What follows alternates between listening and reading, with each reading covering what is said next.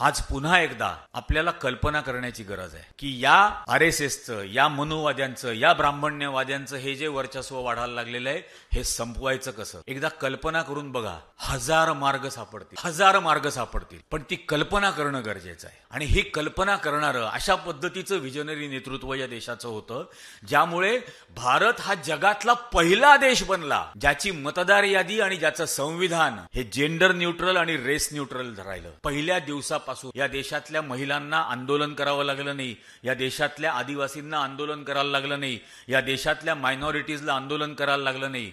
पहिल्या दिवसापासून त्याचं सरकार निवडण्याचा अधिकार त्याला मिळाला. आज तोच अधिकार अशा पद्धतीने इलेक्शन कमिशनशी संगनमत करून जर तुमच्या हातून ओढून घेतला जात असेल, मला स्वतःला असं वाटतं की मी अत्यंत ऋणी राहिलं पाहिजे आतापर्यंतच्या म्हणजे आधीच्या सगळ्याच काँग्रेसच्या सरकारांचं. कारण मी शिकूच शकलो नसतो. माझे आजोबा पदवीधर नव्हते, माझे आजोबा ग्रॅज्युएट नव्हते, माझे आजोबा इन्कम टॅक्स पेअर नव्हते. त्यांना मतदानाचा अधिकार मिळाला म्हणून माझ्या वडिलांना मिळाला. वडिलांना शिकता आलं. त्यांना त्यांचे प्रश्न, त्यांच्या समस्या, त्यांच्या आशा, आकांक्षा, अपेक्षा या प्रतिनिधीकडे मांडता आल्या, त्याच्या मार्फत सरकारकडे मांडता आल्या, त्या सोडवून घेता आल्या, म्हणून मी शिकू शकलो.